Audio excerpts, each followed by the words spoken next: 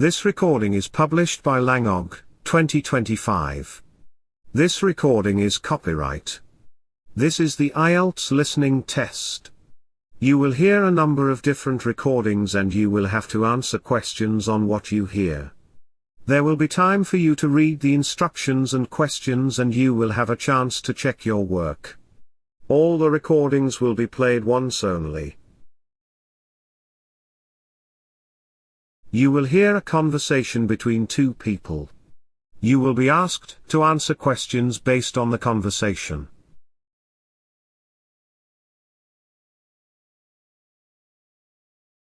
You will have 30 seconds to read the questions before the recording begins.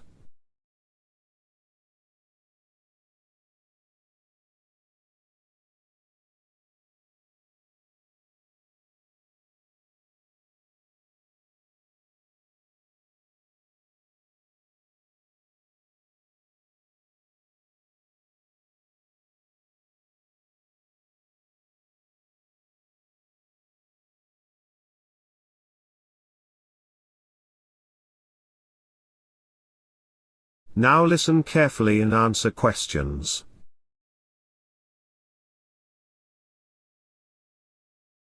Good morning. I'm here to inquire about university accommodation for the upcoming academic year. Good morning. Welcome to the Student Housing Office. I'd be happy to help you with that. Are you a new student or returning? I'm a new postgraduate student, actually. I'll be starting my master's degree in environmental science this September. Excellent. We have several accommodation options available for postgraduate students. Before we go through them, let me take down some basic information. Could I start with your full name, please? Yes, of course. It's Sarah Mitchell. Thank you, Sarah. And do you have your student identification number? You should have received it with your acceptance letter. Yes, I do. Let me just check my phone. It's 20,245,789. Perfect, I've got that noted down. Now, let's discuss your accommodation preferences. We offer three main types: shared flats, studio flats, and traditional halls with shared facilities. Which would you be most interested in? I've been thinking about this quite a bit. I prefer to have my own space for studying, so I think a studio flat would suit me best. I don't mind paying a bit more for the privacy. That's a popular choice among postgraduate students. Studio flats come fully furnished with a small kitchen area, private bathroom, and a combined bedroom and study space. They're ideal for focused academic work. That sounds perfect for my needs. What's the cost for a studio flat? For a standard studio flat, the weekly rent is £185. This includes all utilities, water, electricity, heating, and high-speed internet access. There are no hidden charges. £185 per week with everything included. That actually fits within my budget. When would the contract typically start? The standard contract for new students begins on September 15, 2025, which is about 2 weeks before the academic term starts.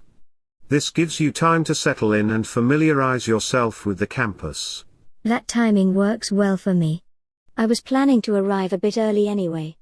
How far are the studio flats from the main campus buildings? The studio accommodation block is located at Riverside Court, which is approximately a 12-minute walk from the main campus. There's also a direct bus route if you prefer, but most students find the walk quite pleasant along the river path. 12 minutes walking distance is very reasonable. I actually prefer walking when possible. Are there any shops or facilities nearby? Yes, Riverside Court is in a convenient location. There's a small supermarket just across the street, a pharmacy within 5 minutes, and several cafes and restaurants in the vicinity. The accommodation also has its own laundry facilities on the ground floor. That's really convenient. What about security? I know my parents will be concerned about that aspect. Security is a top priority. All our accommodation buildings have 24-hour CCTV monitoring, secure entry systems requiring keycard access, and an on-site security team. There's also an emergency contact number available around the clock. Excellent. That will definitely reassure my parents. Is there a deposit required when I sign the contract? Yes, we require a security deposit equivalent to 4 weeks' rent, which would be £740 in your case. This is fully refundable at the end of your contract, provided there's no damage to the property beyond normal wear and tear. I understand. That's standard practice. How long is the minimum contract period? For postgraduate students, we offer flexible contract lengths. The minimum is typically 44 weeks, which covers the entire academic year including examination periods. However, you can also opt for a 52-week contract if you need accommodation during the summer. I think the 44-week contract would work for me. I'll probably go home during the summer break. What facilities are available in the studio flats? Each studio comes equipped with a single bed, wardrobe, desk and chair, shelving units, and a small dining table. The kitchenette includes a refrigerator, microwave, and cooking hobs. You'll need to bring your own bedding, kitchenware, and personal items. That's helpful to know. I'll make a list of what I need to bring. Is there any communal space where residents can socialize? Absolutely. Riverside Court has a large common room on the ground floor with comfortable seating, a television, and games tables. There's also a study room with computers and a quiet study area for those who prefer a different environment. Perfect. I think the studio flat at Riverside Court sounds ideal for me. What are the next steps to secure a place? I'll reserve a studio flat for you provisionally. You'll need to complete the online application form within the next 7 days and pay the deposit to confirm your booking. I'll send you an email with all the details and links. Great. I'll do that as soon as possible. Thank you so much for all the information. You're very welcome, Sarah. Is there anything else you'd like to know about the accommodation before we finish? Actually, yes. I just thought of something else I wanted to ask about.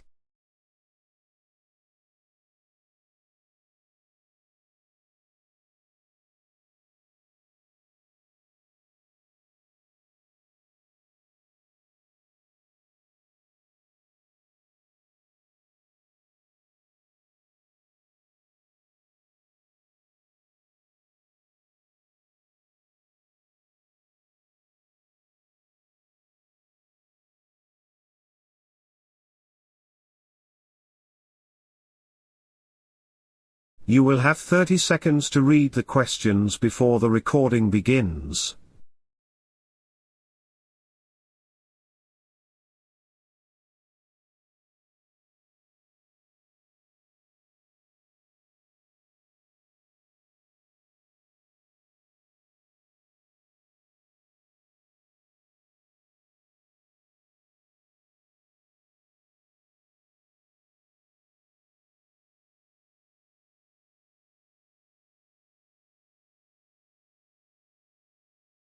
Now listen carefully and answer questions.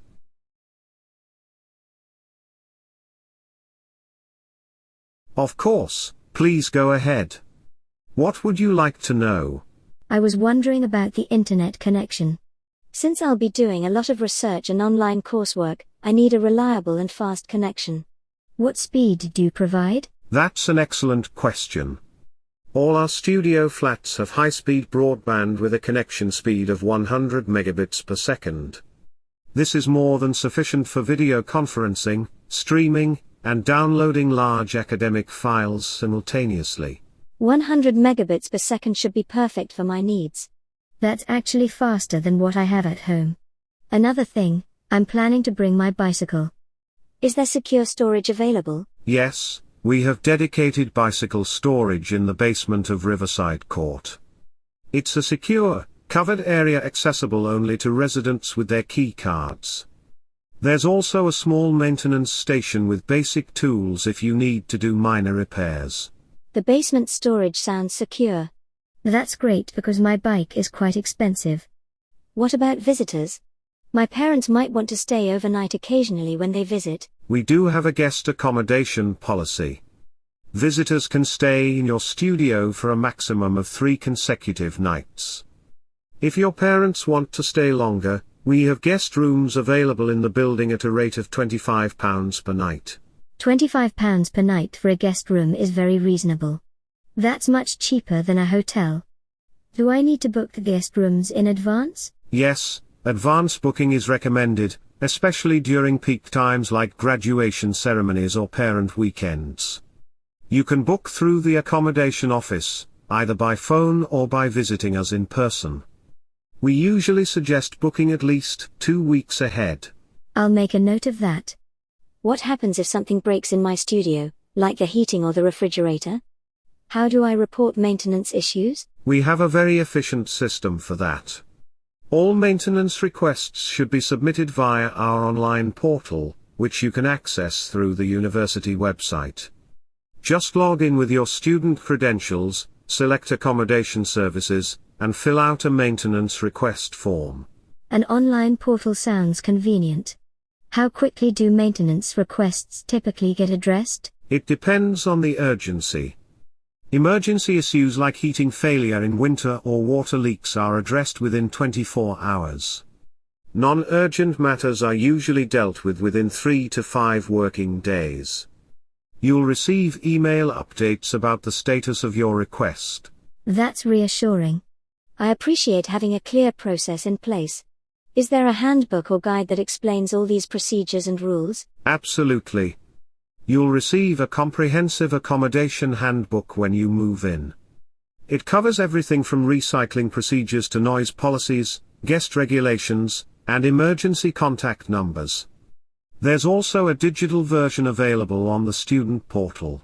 Recycling procedures, that's something I wanted to ask about actually. I try to be environmentally conscious. We have a comprehensive recycling system. There are separate bins for paper, plastic, glass, and general waste on each floor. The handbook provides detailed information about what goes in each bin, and collection schedules. Perfect. It sounds like you've thought of everything. Are there any restrictions on having personal items like small appliances in the studio? You're allowed to bring small appliances like kettles, coffee makers, and toasters. However, for safety reasons, we don't permit certain items like portable heaters, air conditioning units, or anything with open flames. The full list is in the accommodation handbook. That makes sense from a safety perspective. What about decorating? Can I put up posters or pictures? Yes, you can personalize your studio. We ask that you use removable adhesive strips rather than nails or permanent fixtures. This prevents damage to the walls. At the end of your contract, you'll need to remove everything and return the studio to its original condition. Removable adhesive strips, got it. I think I have everything I need to know now. When can I expect to receive the email with the application link? I'll send that to you within the next hour. It will include the application form, payment instructions for the deposit, and a detailed overview of what to expect when you move in. Make sure to check your spam folder just in case. I will. Thank you so much for being so thorough and patient with all my questions. I feel much more confident about my accommodation now. You're very welcome, Sarah. It's important that you feel comfortable with your choice. If you think of any other questions after you leave, don't hesitate to contact us. We're here to help. I appreciate that. I'll complete the application form this evening and get the deposit sorted out.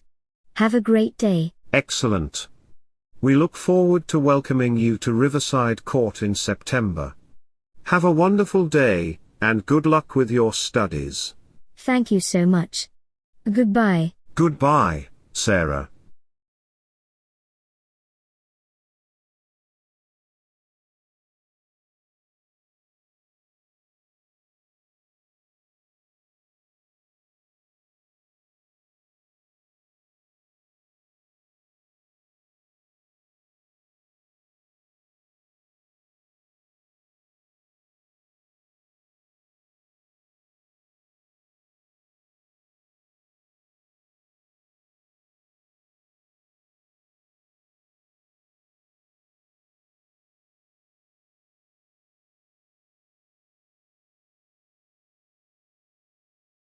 This recording is published by Langogh, 2025.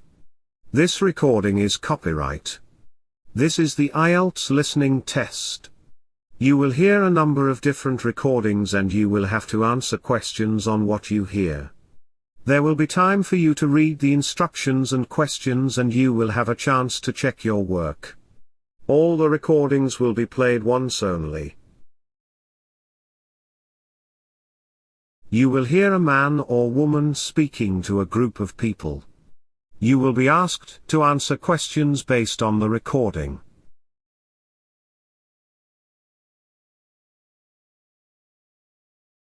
You will have 30 seconds to read the questions before the recording begins.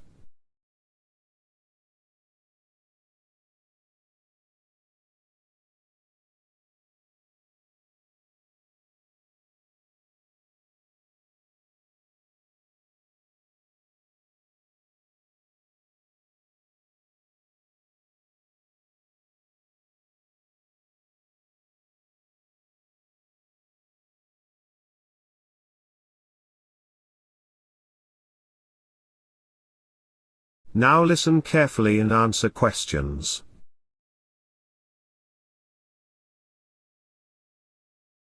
Good morning everyone, and welcome to the Riverside University Sports Center. My name is Sarah Mitchell, and I'm the Facilities Coordinator here. Today, I'll be giving you a comprehensive tour of our center and explaining everything you need to know about becoming a member and making the most of our facilities. First, let me tell you a bit about our history. The Sports Center opened its doors in 2018, making it one of the newest facilities on campus.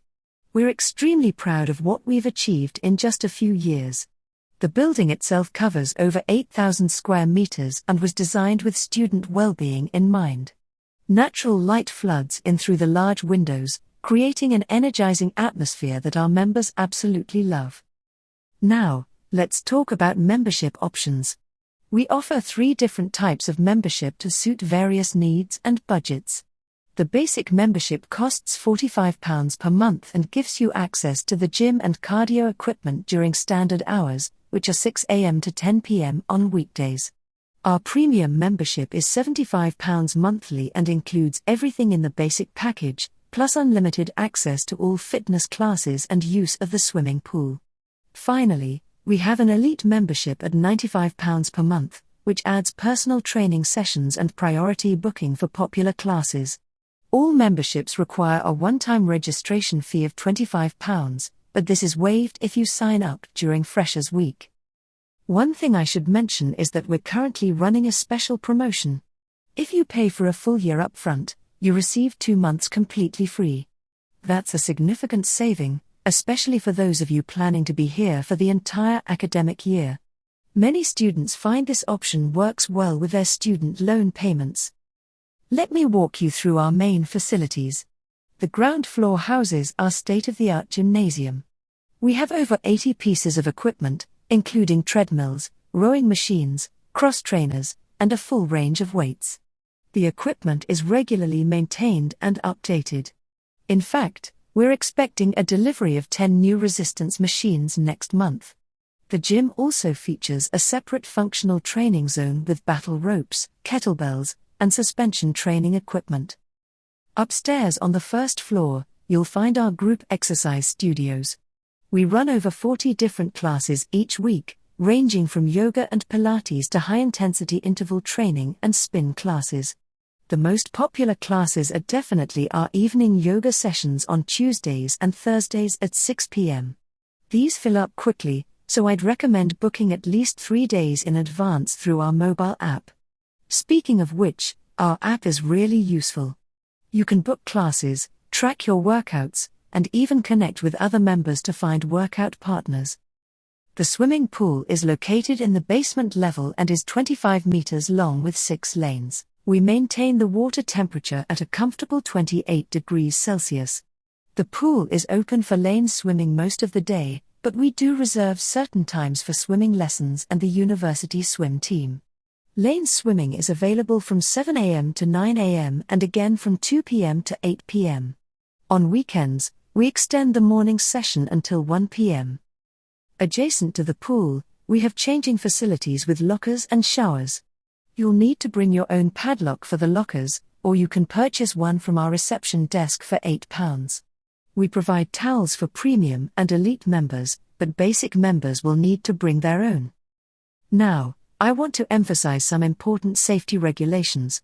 These rules are in place to protect everyone, so please take them seriously. First, appropriate footwear must be worn at all times in the gym area. We've had issues in the past with people wearing outdoor shoes, which can damage the equipment and create slip hazards. Second, all gym users must complete a brief induction session before using the facilities for the first time. This takes about 30 minutes and can be booked online. During the induction, a qualified instructor will show you how to use the equipment safely and correctly. Third, food is not permitted in any exercise area, though you're welcome to bring water bottles. We have water fountains throughout the building for refills. Finally, mobile phones should be kept on silent mode, and we ask that you don't take phone calls in the exercise areas. It's disruptive to other members who are trying to concentrate on their workouts. For those interested in team sports, we have outdoor facilities as well. Behind the main building, you'll find 2 full-size football pitches, 4 tennis courts, and a running track. These outdoor facilities are free for all members to use, but you need to book time slots in advance, particularly for the tennis courts as they're very popular during good weather. We also offer personal training services if you're looking for more individualized attention. Our trainers are all qualified professionals with degrees in sports science or related fields. Sessions cost £35 per hour for basic and premium members, but as I mentioned earlier, elite members receive these as part of their package. Many students find that just a few sessions help them establish good exercise habits and learn proper technique.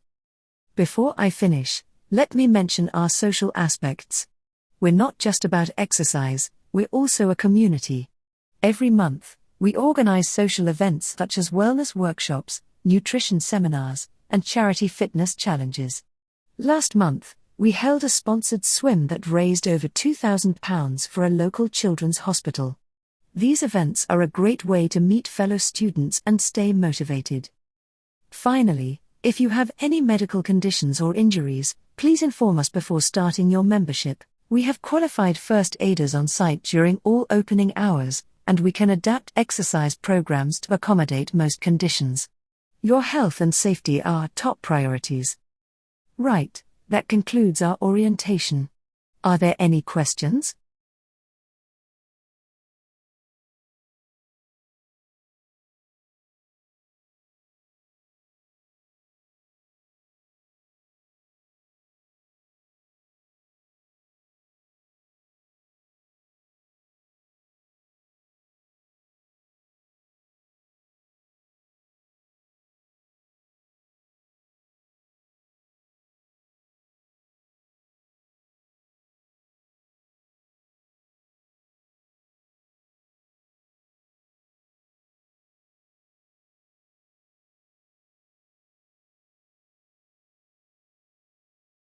This recording is published by Langogh, 2025.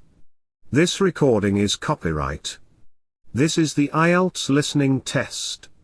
You will hear a number of different recordings and you will have to answer questions on what you hear. There will be time for you to read the instructions and questions and you will have a chance to check your work. All the recordings will be played once only. You will hear a conversation between 2 or more people. You will be asked to answer questions based on the conversation.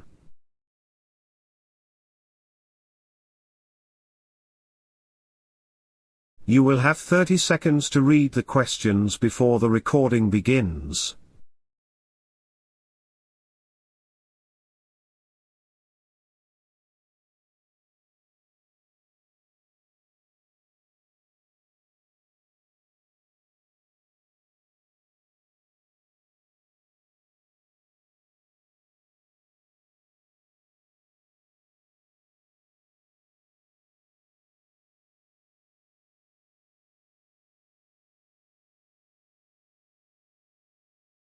Now listen carefully and answer questions.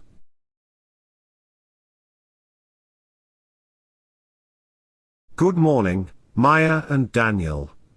Today we'll discuss your research proposals, focusing on methodology selection, data collection strategies, and report structure. Let's begin with the fundamentals. When choosing research methods, they should align with your research objectives. Your methodology must answer your research questions effectively. Maya, could you outline your research focus? Good morning, Dr. Richardson. My project examines factors affecting student engagement in online learning environments. I'm planning to use a mixed methods approach, combining surveys and semi-structured interviews to capture both quantitative patterns and qualitative insights from participants. I'm investigating the effectiveness of collaborative learning strategies in higher education. I've been considering using focus groups and observational studies, but I'm uncertain about the sample size requirements and whether purposive sampling would be appropriate for my qualitative approach. Excellent starting points. Daniel, you're correct that purposive sampling is suitable for qualitative studies.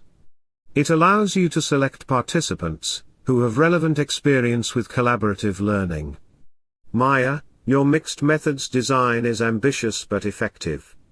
It combines quantitative and qualitative approaches effectively, providing comprehensive understanding of student engagement. Thank you. I'm concerned about potential limitations though. The sample may not represent all demographic groups, particularly international students or mature learners. Should I acknowledge this explicitly in my methodology section? Absolutely. Acknowledging limitations demonstrates critical thinking and methodological awareness. Now, let's discuss data collection instruments. Surveys have distinct advantages. They can reach a large number of participants efficiently and allow for standardized data collection, making statistical analysis more straightforward. However, they lack the depth that interviews provide. That's why I'm leaning toward interviews for my study. They allow participants to elaborate on their experiences with collaborative learning. However, I understand they present challenges. They are time-intensive to conduct and analyze, and interviewer bias can influence participant responses if I'm not careful with question phrasing. I'm planning to pilot test my survey with a small group before full deployment. Should I also conduct pilot interviews to refine my interview protocol? I want to ensure my questions elicit meaningful responses about engagement factors. Pilot testing is essential for both instruments. It helps identify ambiguous questions and technical issues.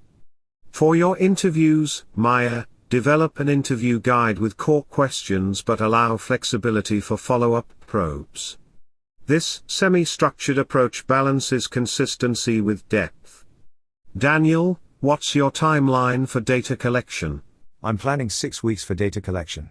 I'll need to recruit participants from various academic disciplines, schedule interviews around their availability, and transcribe recordings for analysis. I'm considering using thematic analysis to identify patterns in how students experience collaborative learning activities. Thematic analysis is appropriate for your research questions. Ensure you maintain detailed field notes during observations and interviews. Now, let's address report structure. The literature review is crucial. It should synthesize existing research and identify gaps rather than simply summarizing individual studies. This contextualizes your research contribution. I've been organizing my literature review thematically, covering theories of student engagement, technology adoption in education, and previous empirical studies. Should I include a theoretical framework section to explain the conceptual lens guiding my analysis? Yes, definitely. A theoretical framework demonstrates scholarly rigor and helps readers understand your analytical approach. It bridges your literature review and methodology. Daniel, what theoretical perspectives are you considering for collaborative learning research? I'm drawing on social constructivism and community of practice theory. These frameworks emphasize how learning occurs through social interaction and shared knowledge construction. They align well with examining collaborative learning effectiveness in academic settings. Excellent theoretical grounding. In your methodology chapter, provide sufficient detail for replication. Describe your sampling strategy, participant recruitment procedures, data collection instruments, and analytical approach. Include copies of surveys and interview guides in appendices. Transparency enhances research credibility. Should we discuss ethical considerations in the methodology section? I'll need informed consent from all participants and must ensure confidentiality, especially since I'm researching students at our own institution. Absolutely essential. Dedicate a subsection to ethical considerations. Explain how you'll obtain informed consent, protect participant anonymity, store data securely, and allow participants to withdraw. Your ethics approval documentation should be referenced. Maya, have you considered how you'll analyze your mixed methods data? I'll analyze survey data using descriptive and inferential statistics to identify engagement patterns. For interview data, I'll use thematic coding to explore participants' lived experiences. The challenge is integrating both data types coherently in my findings chapter. Integration is indeed challenging. Consider a convergent design where you collect both data types simultaneously, analyze them separately, then merge findings during interpretation.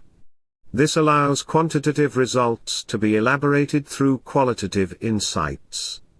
Your discussion chapter should connect findings back to your literature review and theoretical framework. How detailed should our methodology description be? I don't want to overwhelm readers with procedural minutiae, but I want to provide sufficient transparency for replication purposes. Balance is key. Include enough detail that an informed researcher could replicate your study, but avoid excessive procedural description. Focus on decisions that affect data quality and interpretation. Justify methodological choices by linking them to research objectives. For instance, explain why semi-structured interviews are appropriate for exploring collaborative learning experiences. What about the results chapter? Should I present quantitative and qualitative findings separately or integrate them? For mixed methods research, you have options. You might present them separately then integrate during discussion, or organize by theme with both data types addressing each theme. Choose the approach that best answers your research questions. Use tables and figures to present quantitative data clearly, and select compelling quotations to illustrate qualitative themes. I'm concerned about bias in qualitative analysis. How can I enhance trustworthiness in my findings? Several strategies enhance qualitative rigor. Use member checking by sharing preliminary findings with participants for validation. Maintain an audit trail documenting analytical decisions. Consider peer debriefing where colleagues review your coding and interpretations. Reflexivity is crucial too. Acknowledge how your perspectives might influence interpretation. Should our conclusion chapter simply summarize findings, or should we extend the analysis further? The conclusion should synthesize key findings, discuss implications for practice and policy, acknowledge limitations, and suggest directions for future research. Avoid introducing new information. Instead, reflect on your research contribution to the field and practical applications. Connect back to your opening research problem to demonstrate how you've addressed it. What about recommendations?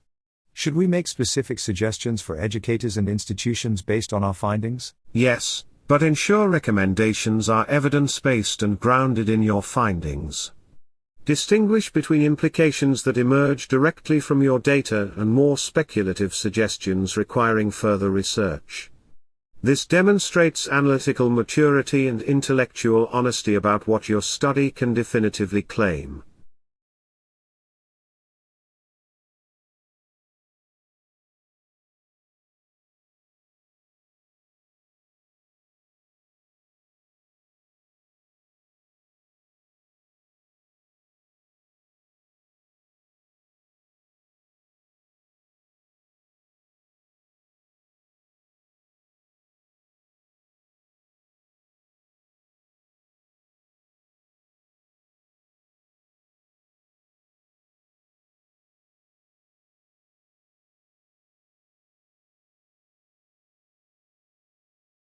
This recording is published by Langogh, 2025. This recording is copyright. This is the IELTS listening test. You will hear a number of different recordings and you will have to answer questions on what you hear. There will be time for you to read the instructions and questions and you will have a chance to check your work. All the recordings will be played once only. You will hear a man or woman speaking to a group of people. You will be asked to answer questions based on the recording.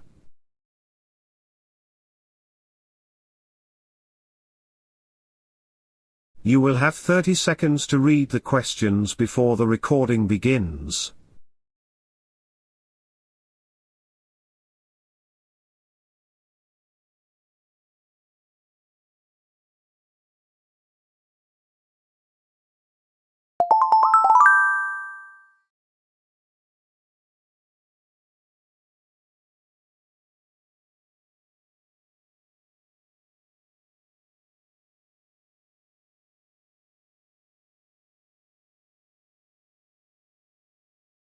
Now listen carefully and answer questions.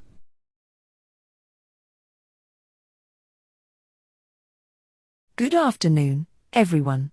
Today's lecture focuses on renewable energy sources, specifically comparing three major technologies: solar, wind, and hydroelectric power. We'll examine their efficiency rates, sustainability credentials, and the practical challenges each technology faces in our transition away from fossil fuels. This is a critical topic as we work towards achieving global climate goals and reducing carbon emissions.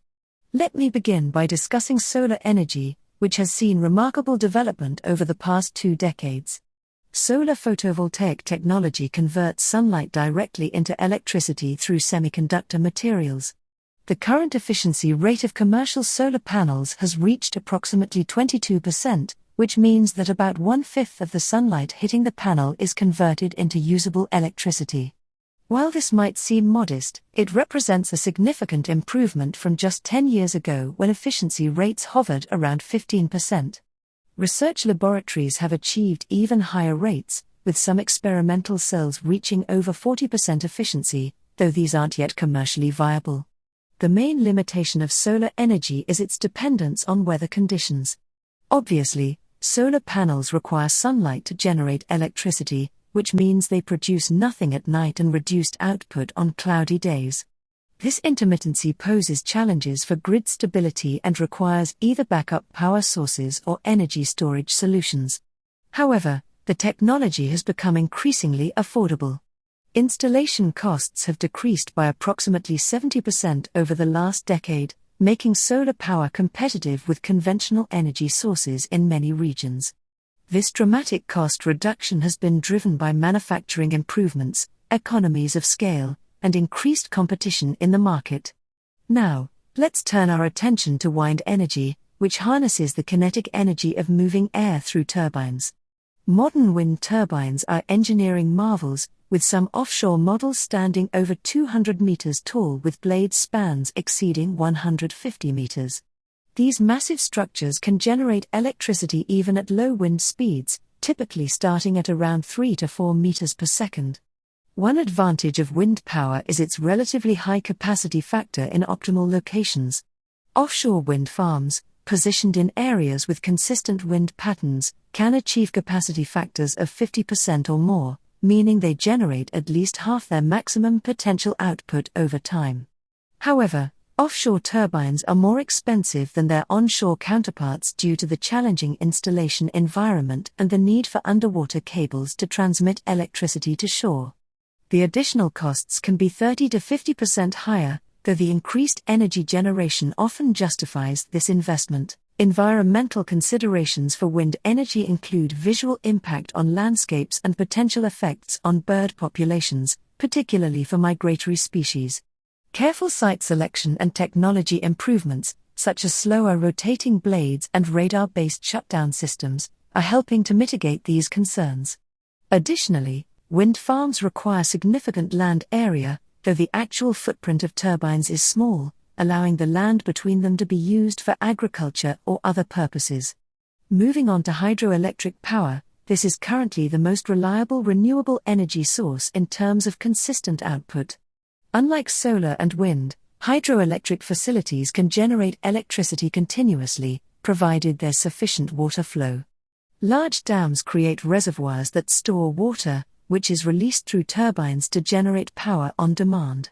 This makes hydroelectric power excellent for base load electricity supply and grid stability. The efficiency of hydroelectric systems is remarkable, typically converting 90% or more of the water's potential energy into electricity. This is significantly higher than other renewable technologies. Furthermore, hydroelectric facilities provide excellent energy storage capability through pumped storage systems. During periods of low electricity demand, excess power from the grid can pump water uphill into a reservoir. When demand increases, this water is released to generate electricity, effectively storing energy for later use. However, hydroelectric power is not without drawbacks. Large dam projects can significantly affect river ecosystems, altering water temperature, sediment flow, and fish migration patterns. The construction of reservoirs may require relocating communities and flooding valuable land. These social and environmental impacts have led to increased scrutiny of new hydroelectric projects. Additionally, hydroelectric potential is geographically limited to areas with suitable water resources and topography, and many of the best sites have already been developed in industrialized nations. Climate change poses another challenge, as altered precipitation patterns and reduced snowpack in some regions threaten the reliability of water supplies for hydroelectric generation. Droughts can significantly reduce output from hydroelectric facilities, as we've seen in recent years in various parts of the world. When comparing these three technologies in terms of sustainability, we must consider their entire life cycle impacts. Solar panel production requires significant energy input and involves materials that must be mined and processed. However, once installed, panels generate clean electricity for 25 years or more with minimal maintenance. End-of-life recycling of solar panels is an emerging challenge that the industry is beginning to address. Wind turbines have relatively modest material requirements per unit of energy generated, and most components can be recycled. The main sustainability concern is the composite materials used in turbine blades, which are currently difficult to recycle. Hydroelectric facilities can operate for 50 years or longer with proper maintenance, but their environmental impact on aquatic ecosystems remains a significant sustainability consideration.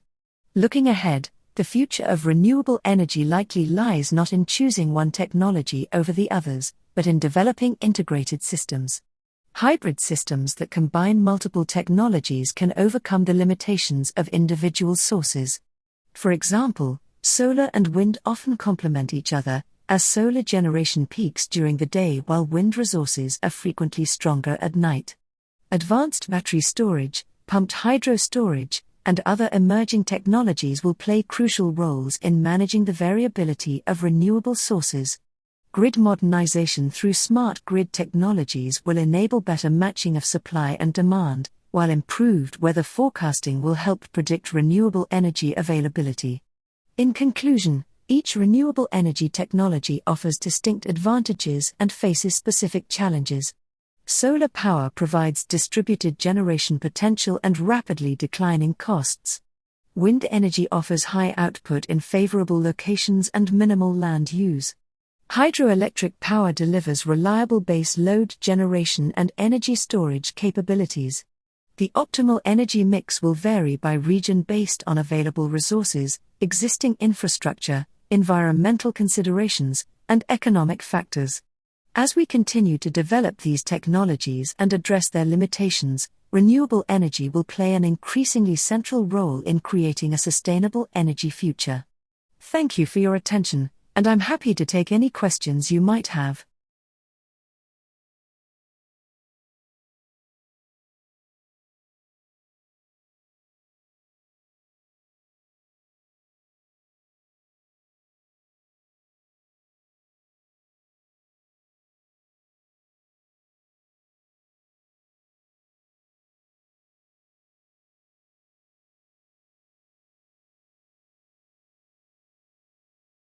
Visit langogh.com to view the answers to these questions or to access more tests.